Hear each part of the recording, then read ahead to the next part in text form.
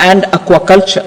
Seafood exports are valued at 60,000 crore rupees.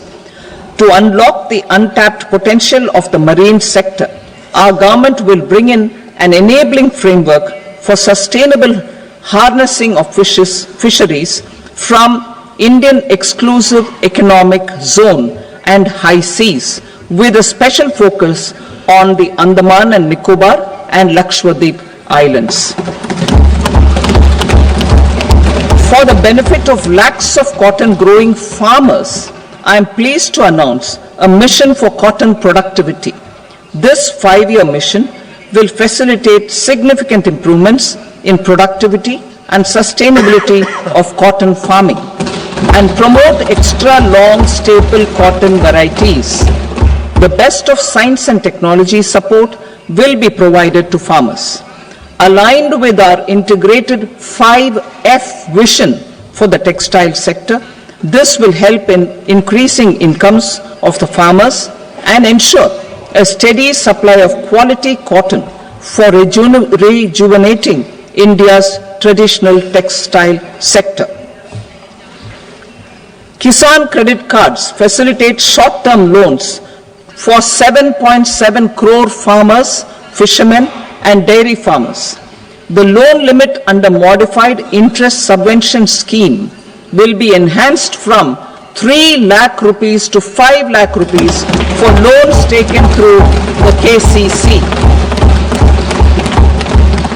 For Atmanirbharta in urea production, our government had reopened 3 dormant urea plants in the eastern region. To further augment urea supply, a plant with annual capacity of 12.7 lakh metric tons will be set up at Namrup in Assam.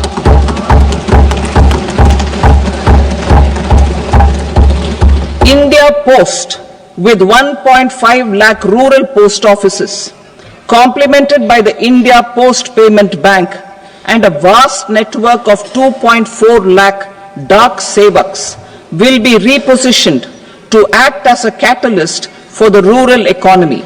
Details are at Annexure C. India Post will also be transformed as a large public logistics organization. This will meet the rising needs of Vishwakarmas, new entrepreneurs, women, self-help groups, MSMEs, and the large business organizations. Our government will provide support to NCDC for its lending operations for the cooperative sector. MSMEs as the second engine.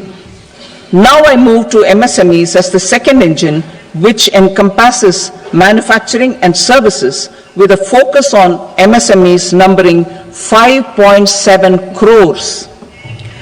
Currently, over 1 crore registered MSMEs, employing 7.5 crore people and generating 36% of our manufacturing, have come together to position India as a global manufacturing hub. With their quality products, these MSMEs are responsible for 45% of our exports. To help them achieve higher efficiencies of scale, technological upgradation, and better access to capital, the investment and turnover limits for classification of all MSMEs will be enhanced to 2.5 and 2 times respectively. This will give them the confidence to grow and generate employment for our youth. The details are given in Annexure D. To improve access to credit, the credit guarantee cover will be enhanced. First, for micro and small enterprises from 5 crore to 10 crore rupees, leading to additional credit of 1.5 lakh crores in the next 5 years. Second, for startups from 10 crore rupees to 20 crore rupees, with the guarantee fee being moderated to 1% for loans in 27 focus sectors which are important for Atmanirbhar Bharat. And for well-run exporter MSMEs for term loans up to 20 crore rupees. Also for the micro enterprises, we will introduce customized credit cards with a 5 lakh rupee limit for micro enterprises registered on Udyam portal. In the first year, 10 lakh such cards will be issued. Fund of funds for startups. The alternate investment fund, AIFs, for startups have received commitments of more than 91,000 crores rupees. These are supported by the fund of funds set up with the Government of India's contribution of 10,000 crore rupees. Now, a new fund of funds with expanded scope and a fresh contribution of another 10,000 crore rupees will be set up. A new scheme will be launched for 5 lakh women, scheduled castes and scheduled tribes, first-time entrepreneurs. This will provide term loans up to 2 crore rupees during the next 5 years. The scheme will incorporate lessons from the successful Stand Up India scheme. Online capacity building for entrepreneurship and managerial skills will also be organized. Measures for labor-intensive sectors.